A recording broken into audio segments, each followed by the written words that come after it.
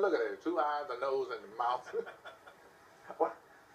But to me, it looks like you're smiling a little bit. What do you see, or do you see anything? So these are your two scans side by side. Here's your resting scan. Here's the meditation scan. And you can see if you look at the frontal lobes here, it's mostly yellow, just a little bit of red. Whereas if you look during your meditation, the whole frontal lobe just kind of has blossomed.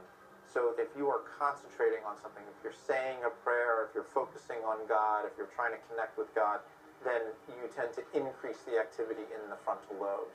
How do I compare with, say, a nun praying, or let's say a Buddhist monk who is meditating?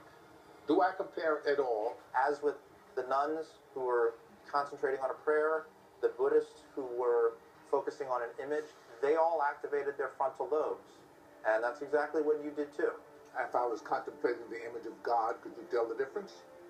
We actually scanned an atheist who was a very good meditator, and we asked him to concentrate on God, to meditate on God, and he wasn't able to activate his frontal lobes very much. And in fact, if anything, as you can see, it sort of decreased a little bit, yeah.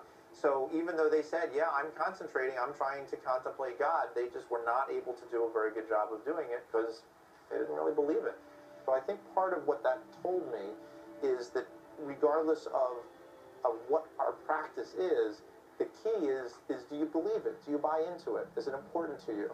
It's amazing that somebody came up with the idea that you could shoot somebody full of radioactive drugs and look at their brain. The brain is just so unbelievably complex that it's not that there's one God spot or one God part of the brain, but it seems to be the whole brain that gets involved. And ultimately, these change the way you think and feel about the world.